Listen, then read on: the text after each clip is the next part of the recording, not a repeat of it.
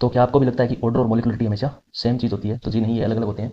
हम इस 90 सेकंड की वीडियो में समझते हैं इसको। तो देखो मोलिकुलरिटी क्या होती है? Number of reacting species colliding in a single step is called molecularity. ठीक है, तो कोई रिएक्शन है सिंगल स्टेप या एलिमेंट्री स्टेप में, उसमें कितने मोलिकुल्स पार्टिसिपेट कर रहे हैं वही क्या होगी उसकी मोलिकुलरिटी। जैसे ए प्लस बी से क्या हो रहा है, यहाँ पे प्रोडक्ट बन रहा है। ठीक है, तो ए प्लस बी से प्रोडक्ट बन रहा है, यहाँ पे दो मॉलिक्यूल इस रिएक्टेंट के अंदर जो रिएक्टेंट स्पीसीज है वहाँ पे पार्टिसिपेट कर रहे हैं, तो इसकी मॉलिक्यूलरिटी क्या हो जाएगी?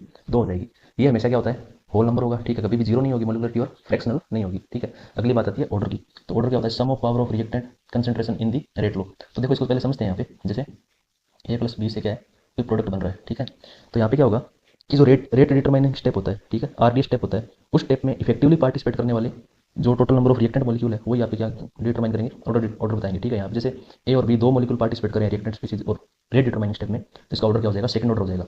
रेट लो अगर आपके सामने लिखा हो तो उससे आप कैसे डिटरमाइन करेंगे? रेट बराबर के ए की पावर 1 और बी की पावर 2 है, तो यहाँ से इन दोनों को सम कर देंगे 1 और 2 को, तो यहाँ पे आ जाएगा 1 + 2 = 3। अब ऑर्डर जो है वो आपका जीरो भी हो सकता है, फ्रैक्शनल भी हो सकता है और एक होल नंबर भी हो सकता है। और सबसे काम की बात यहाँ पे क्या है कि ये हमेशा एक्सपेरिमेंटली डिटेक्ट किया जाता है कि किसी रिएक्शन का ऑर्डर क्या होगा। ठीक है, अगली बात आती है स्यूडो रिएक्शन की, कि जब क्या होता है कि किसी एक रिएक्टेंट की कंसंट्रेशन दूसरे के कंपेरिजन में बहुत ज़्यादा हो, तो हम उसको क्या करते हैं? अभी ऑर्डर जो है केवल उसी के रिस्पेक्ट में देखा जाता है। जैसे ए प्लस बी है, ठीक है, यहाँ से प्रोडक्ट बन रहा है बी, मान लीजिए ए की कंसंट्रेशन बी के कंपेरिजन में बहुत ज़्यादा है। ठीक है, concentration of A is greater greater than B, तो यहाँ पे जो इस रिएक्शन का ऑर्डर है वो सिर्फ और सिर्फ ए पे डिपेंड करेगा।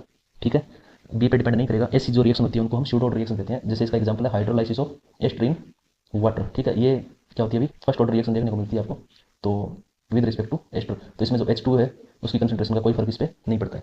ठीक है, तो ये आपकी स्यूडो फर्स्ट ऑर्डर रिएक्शन होती है। ठीक है अभी, और अगली बात आती है मोलिकुलरिटी और ऑर्डर के डिफरेंस की। तो जो मोलिकुलरिटी है वो आपकी थ्योरेटिकल होती है, सिंगल स्टेप रिएक्शन में ही काम करती है। ठीक है, और हमेशा एक होल नंबर होती है। ऑर्डर की बात आती है तो ये हमेशा एक्सपेरिमेंट होता है, आप ऐसे देख के नहीं बता सकते कि ये क्या बोलते हैं कि इसका ऑर्डर क्या होगा, जैसे पेज पे लिखा हो तो उससे आप नहीं बता सकते। और ये इंटायर रिएक्शन का भी हो सकता है और सिंगल स्टेप रिएक्शन का भी हो सकता है, कैन भी जीरो और फ्रैक्शनल, और ये आपका जीरो भी हो सकता है और फ्रैक्शनल भी हो सकता है। ठीक है, अच्छा, इसमें सबसे काम की बात क्या है कि जो मोलिकुलरिटी है वो आपकी पेज पे पेपर पेन लेके आप डिटरमाइन कर सकते हैं, जबकि ऑर्डर निकालने के लिए आपको लैब के अंदर जाना पड़ेगा। ठीक है, तो आज के लिए इतना ही। Thank you.